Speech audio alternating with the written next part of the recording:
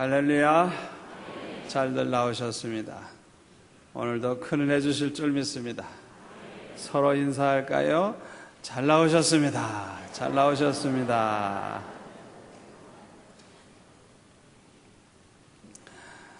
우리가 어렸을 때, 아직 철이 안 났을 때는 부모님에게 기쁘시게 해드리기보다는 염려를 끼칠 때가 참 많습니다. 그러나 좀 성장을 해가지고 철이 나면 그 다음부터는 부모님에게 좀 염려를 끼치지 않으려고 그러고 어떻게 해서든지 부모님을 기쁘시게 해드리려고 아주 애를 쓰게 되죠. 그런데 우리 성도들도 마찬가지예요. 믿음이 아직 어린 사람들, 은혜를 받지 못한 사람들은 하나님을 기쁘시게 하기보다는 하나님의 마음을 아프게 하면서 사는 사람들이 참 많습니다. 그런데 은혜를 받고 믿음이 성장을 해가지고 아주 성숙한 성도가 되면 항상 그 마음속에 어떻게 하면 하나님을 좀 기쁘시게 해드릴까, 어떻게 하면 하나님의 영광을 위해서 좀 살아드릴까 하는 그런 마음 가지고 아주 애를 쓰면서 삽니다. 여러분들은 어디에 속해 있죠? 한번 생각해 보세요. 내 모습이 지금 어떤 모습으로 하나님 앞에 살고 있는지 한번 생각을 해 보시기를 바랍니다. 저는 어렸을 때 좀 일찍이 철이 난 것 같아요. 초등학교 6학년 때 예수 믿고 은혜 받고 나니까 누가 그걸 가르쳐 주지도 않았는데도 불구하고 제 마음속에는 어떻게 하면 주님을 좀 기쁘시게 해드릴까? 내가 어떻게 살면 주님이 기뻐하실까? 내가 뭘 하면 주님이 나를 제일 기뻐하실까? 그 어린 마음에 항상 그 생각을 했어요.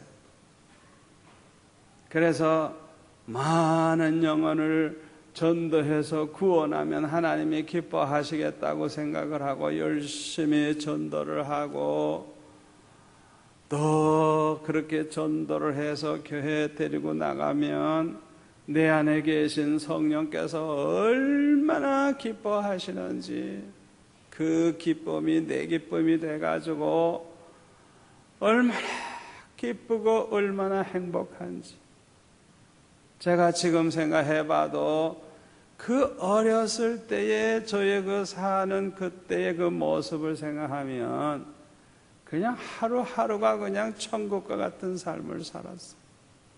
어떻게 그렇게 기쁘고 얼마나 좋은지. 저와 여러분은 하나님의 기쁨을 위해서 계획된 사람임을 기억하시기를 바랍니다. 에베소서 1장 3절에 보면은 찬송하리로다 하나님 것 우리 주 예수 그리스도의 아버지께서 그리스도 안에서 하늘에서까 모든 신령한 복으로 우리에게 복 주시되 곧 창세전에 그리스도 안에서 우리를 택하사 우리로 사랑 안에서 그 앞에 거룩하고 흠이 없게 하시려고 그 기쁘신 뜻대로 우리를 예정하사 예수 그리스도로 말미암아 자기 아들들이 되게 하셨으니 이는 그의 사랑하시는 자 안에서 우리에게 거저 주시는 바 그의 은혜의 영광을 찬미하게 하려는 것이라. 우리 하나님께서 기쁘신 뜻을 따라서 우리 하나님께서 창세전에 우리를 예정하시고 우리를 택하셨다는 거예요. 하나님의 기쁨을 위해서 하나님이 그렇게 우리를 택하시고 예정하시고 우리로 하여금 그 은혜의 영광을 찬미하게 하셨다는 것. 오늘 보면 에베소서 5장 10절에도 보면 주께 기쁘시게 할 것이 무엇인가 시험하여 보라. 우리가 뭘 하면 주님이 기뻐하실지 한번 시도해 보라는 거예요. 내가 뭘 하면 하나님 기뻐하실까? 내가 어떻게 살면 하나님 기뻐하실까? 한번 이것도 해보고 저것도 해보고 하나님 기뻐하시는 게 뭔지, 어떻게 하면 하나님을 기쁘시게 할 수 있는지 이렇게 저렇게 좀 해보라는 거예요. 이 말씀 그대로 저와 여러분은 항상 하나님을 기쁘시게 해드리려고 애쓰는 그런 성도가 되시기를 바랍니다. 하나님을 기쁘시게 해드리는 것이 우리의 삶의 첫 번째 목적입니다. 우리가 무엇을 하든지 하나님을 찬양하고 하나님께 영광과 기쁨을 드리면서 살아가는 저와 여러분이 되시기를 바랍니다. 그런데 우리가 하나님을 기쁘시게 해드리기 위해서 할 수 있는 일이 많이 있습니다만은 그 중에서 가장 중요한 일이 뭐냐 하면 하나님께 예배하는 일입니다. 우리가 이 세상에서 여러 가지 방법으로 하나님을 기쁘시게 하고 영광 돌릴 수 있지만은 하나님께 예배하는 일보다 더 중요한 것은 없다는 사실을 기억하시기를 바랍니다. 여러분들이 봉사도 많이 하고 구제도 많이 하고 하는 일이 아무리 많아도요, 하나님 앞에 예배하는 일보다 더 중요한 것이 없어요. 특별히 교회에서 봉사 많이 하시는 분들 언제나 명심해야 돼요. 여러분들이 다른 거 좋은 일 하는 거 다 좋아요. 그러나 이 예배하는 일 같이 중요한 것이 없다는 걸 꼭 기억을 하셔야 돼요. 우리 하나님은 예배하는 자를 기뻐하시고 예배하는 자를 찾으신다 그랬어요. 요한복음 4장 23절에 보면 아버지께 참으로 예배하는 자들은 신령과 진정으로 예배할 때가 오나니 곧 이때라. 아버지께서는 이렇게 자기에게 예배하는 자들을 찾으시느니라. 하나님께 신령과 진정으로 예배하는 그 사람들을 하나님이 얼마나 기뻐하시는지, 하나님께 그렇게 예배하는 자가 어디 있나, 하나님이 그런 사람을 찾으신다는 거예요. 그런 사람을. 얼마나 이 예배가 중요한지 몰라요. 영국의 명재상이었던 글래드스톤이라고 하는 분은 이런 말을 했어요. 나에게는 예배 드릴 때 앉는 그 예배 좌석이 대영 제국의 수상석보다 더 존귀하다. 그리고 뭐라고 얘기를 하는가 하니 예배 자리가 어떤 자리보다 더 존귀하다는 것을 온 가족에게 가르쳐야 된다 그랬어요. 그리고 이 예배 자리가 존귀함을 아는 가정이 진정으로 좋은 가정이라 그랬어요. 예배를 존귀하게 여기는 그 사람을 하나님은 존귀하게 여긴다 그랬어요. 우리 하나님이 그렇게 예배를 기뻐하시고 우리가 예배하는 것을 그렇게 귀하게 여기시고 우리 하나님께서 받으신다는 걸 여러분들이 꼭 명심하시기를 바랍니다. 1959년 9월 27일 날은 주일날이었어요. 미국에 마친 소련 수상 후르시초프가 방문을 했어요. 주일날 아침이 되니까 아이젠하워 대통령이 전화를 해가지고 오늘은 주일날이니 우리 함께 교회 가서 예배 드리십시다. 그러니까 이 공산국가 두목이 교회 한번 갔다가 난리 날 테니까 아마 거절을 했던 모양이에요. 그러니까 아이젠하워가 그러면 죄송하지만 1시간 반만 좀 기다려 달라고. 그리고 그냥 놔두고 교회 가서 예배를 드리고 1시간 만에 돌아오는 거예요.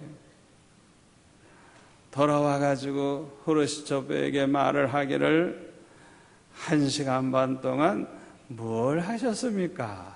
하고 질문을 했더니 이 후르시초프가 뭐라고 대답을 하는 거 하니, 내가 이렇게 먼 나라에 이렇게 찾아왔는데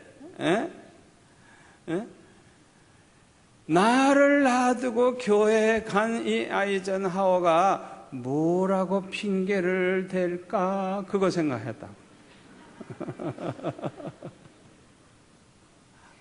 여러분 생각해 보세요. 아니 그 당시 소련이면 미국과 맞먹는 초강대국, 거기에 수상이 지금 와 있는데 그래 1시간 반을 기다리라고 해놓고 거기서 교회를 갔다 왔으니 이게 외교적으로 볼 때 얼마나 큰 결례입니까? 이게 얼마든지 문제가 될 소지가 있죠. 그런데도요, 아이젠하워는 예배보다 더 중요한 것이 없다고 생각하는 분이기 때문에 그렇게 1시간 반을 기다리게 하고 예배를 드리고 와서 만났다는 거예요. 미국의 유명한 지미 카터 대통령은 대통령 출마를 했을 때 그 선거운동을 하면서 얼마나 바쁘겠어요. 그러니까 뭐 선거운동 하다가 그냥 가까운데 큰 교회 가서 그저 예배 드리면 지미 카터 왔다 그러면서 표를 좀 더 얻을 수 있을 거 아니에요?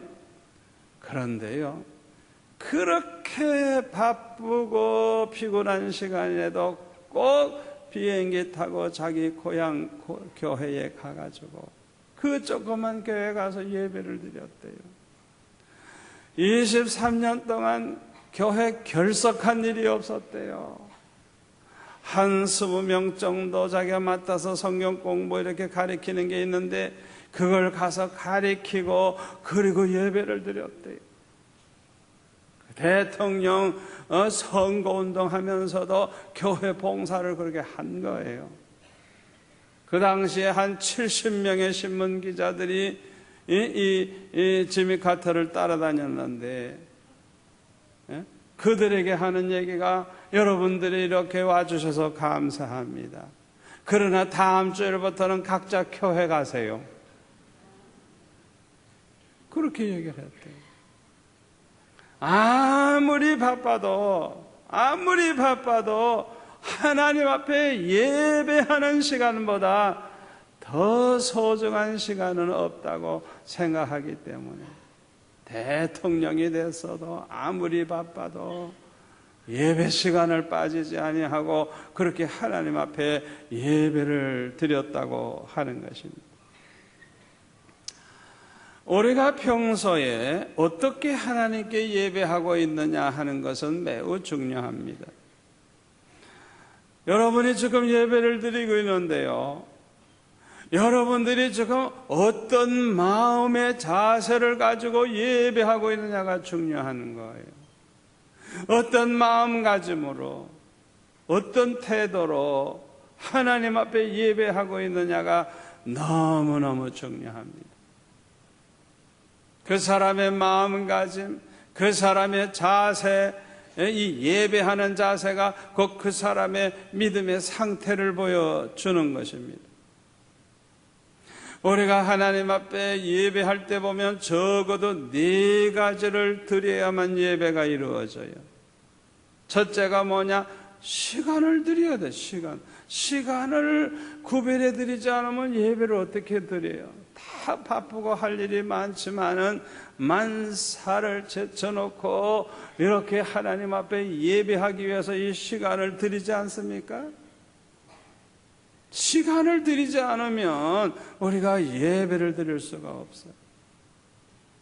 여러분 생각해 보세요.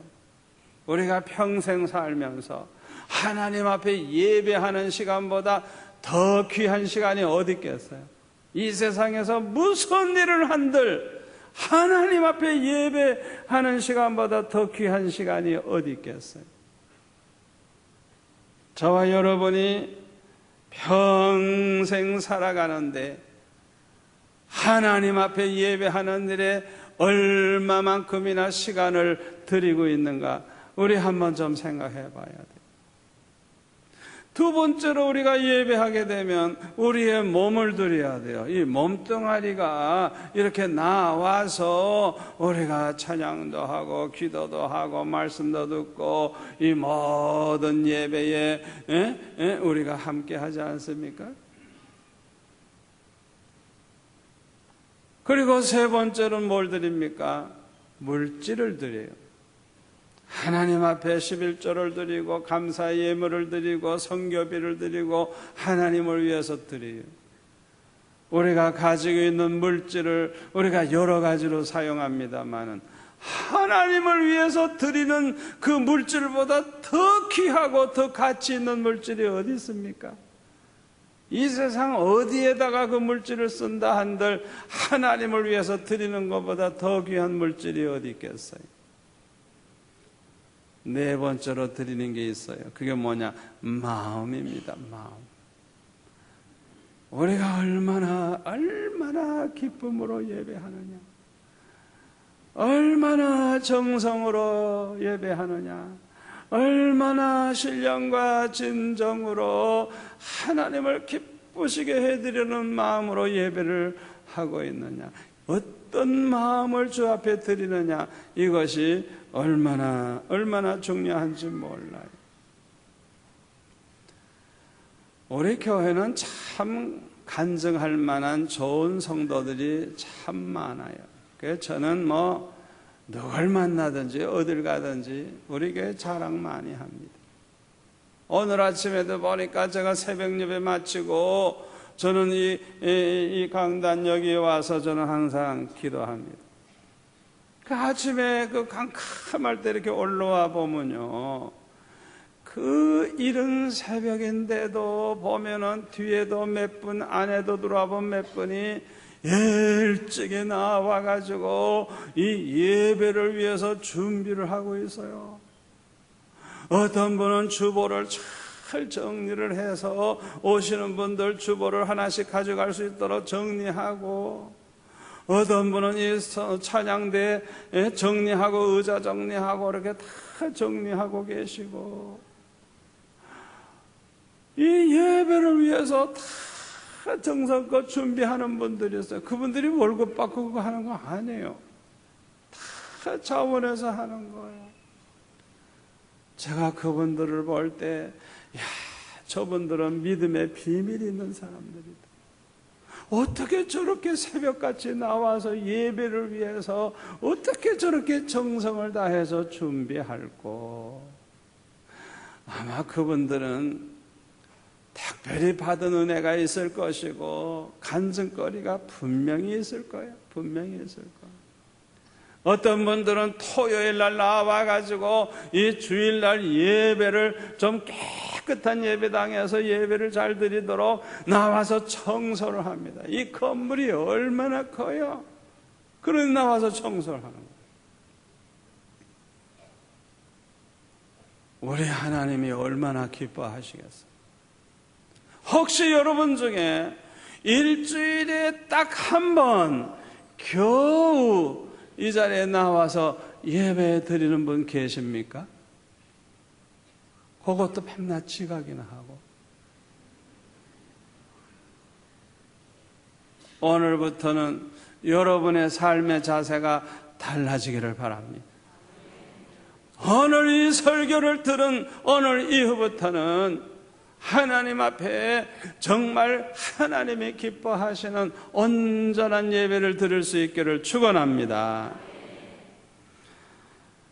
우리가 이렇게 주일날 나와서 예배드리는 그 시간뿐만 아니라 우리의 삶 전체가 하나님께 예배하는 삶이 되어야 돼요. 적어도 이 주일날만은 온전히 하나님 앞에 예배 드릴 수 있기를 바랍니다. 여러분 달력을 보면요, 언제나 그 주일날은 빨간 글씨로 써 있어요. 그게 뭘 가리키는 줄 압니까? 그거는요, 모든 사람들이 주일이 되면 가던 길도 멈추고 하던 일도 멈춰라 하는 정지 표시예요. 주일날이니까, 주님의 날이니까 주님을 경외하는 일, 주님을 위한 일 외에는 하지 마라 하는 적신호예요. 그런데도 주의 일은 하지 아니하고 돈 번다고 놀러 간다고 그냥 정신없이 자기 일에만 그렇게 시간을 쓰면 위험하다 하는 사인이에요. 동서고금을 막론하고 이 주일을 아주 귀하게 여기고 주일을 잘 지키는 그런 나라들은 거의가 다 선진국입니다. 전 세계에서 그래도 잘 살고 그래도 문화 수준이 높고 앞서가는 나라는 이 주일날을 귀하게 여기는 나라예요. 그걸 아셔야 돼요. 주일날을 그냥 아무렇게나 생각하고 주일날 제멋대로 사는 나라치고 제대로 된 나라 별로 없어요. 여러분이 그거 아셔야 돼요. 전쟁을 해도 주일날 전쟁을 일으킨 나라 치고 안 망한 나라가 없어요. 히틀러가 1813년 10월 17일 날 영국을 침공했는데 그날이 주일날이에요. 주일날 다 예배드리고 있는데 그 주일날 쳐들어갔어요. 하나님께서 그 강한 히틀러 군대를 그냥 아주 박살을 내버려가지고 그때 그 전쟁에 완전히 패하고 말았어요. 일본이 하와이 진주만을 폭격한 것도 주일날입니다. 다 교회 가서 예배드리고 다 외출 가서 부대에 사람도 없는데 그냥 그때 그냥 와가지고 폭격을 다 해버렸어요. 결과가 뭐죠? 원자폭탄에 그냥 폭삭하고 두 손 들고 말았어요. 1950년 6월 25일 날 저 북한 괴뢰군들이 남침한 날도 주일날이에요. 주일날 다 외출하고 다 놀러가고 한가한 그 시간에 탱크를 그냥 새벽부터 그냥 앞세워가지고 남침을 했어요. 그래가지고 어떻게 됐나요? 승리했나요? 폭삭망했지. 저주를 받아가지고 어디 가서도 다 잘 되는 농사가 북한에 가면 안 돼. 하나님이 저주를 하니까 매년 흉년이고 도와주지 않으면 다 굶어 죽게 생겼고. 여러분, 이 주의 날은 하나님의 날이에요.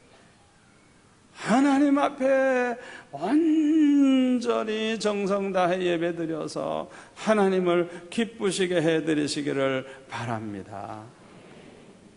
영국의 기독 실업인으로서 아주 존경받는 분이 있는데 아더 미다스라고 하는 장로님이, 이분은 미국의 10대 재벌 중에 하나예요. 이분은 한국 대학생 CCC 이런 그 단체를 위해서 50만 불을 보내주기도 하고 7억 불의 그 엄청난 돈을 투자해서 선교단체를 만들어 가지고 선교 사업을 하고 좋은 일을 많이 한 분이에요. 어느 날 기자가 찾아가 가지고 신앙과 인생의 성공 비결이 있다고 하면 무엇입니까? 질문을 했을 때 그는 주저하지 않고 대답하기를 나는 5가지 신앙 철학을 가지고 있습니다. 나는 이 철학을 가지고 살아서 이렇게 성공했습니다 하고 대답을 했어요. 그의 신앙 철학 5가지가 뭐냐? 첫째가 주일 성수, 주일날을 온전히 하나님 앞에 보낸다. 둘째가 11조, 셋째가 하루의 첫 시간을 기도하러 시작하는 것. 네 번째가 내 가정의 주인으로 주님을 모시는 것. 다섯째가 뭐냐? 시간과 물질을 하나님 영광 위하여 하나님 기뻐하시는 일에 쓰려고 하는 것. 그게 그의 다섯 가지 신앙 철학이라는 거예요. 얼마나 훌륭한 사람들입니까? 여러분들도 누가 묻는다고 하면 여러분 나름대로의 신앙 철학을 가질 수 있기를 바랍니다. 미국의 유명한 록펠러는 세계적인 그런 부호로서 재벌로서 부통령, 주지사 등등을 하고 스탠퍼드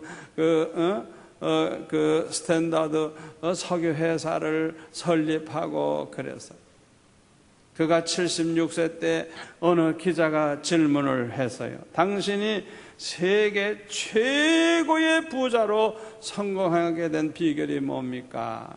그렇게 질문을 하니까 그 비결은 다른 게 아니고 어머니로부터 물려받은 그런 신앙 유산이 있는데, 특별히 세 가지 신앙 유산이 있는데 그것이 나로 하여금 이렇게 성공하게 해줬다.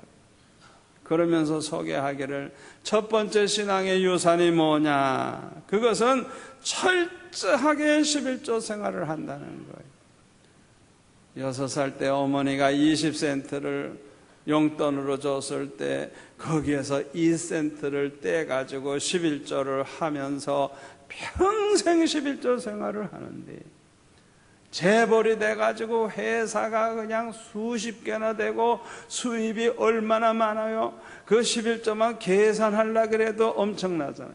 그래서 아예 자기 회사에는 이 록펠러의 11조를 계산을 해서 정확하게 11조를 드리기 위한 아예 그런 직원들, 그런 파트가 따로 돼 있었대요. 그렇게 11조 철저히 했대요. 그뿐만 아니라 두 번째 신앙 유산은 뭐냐?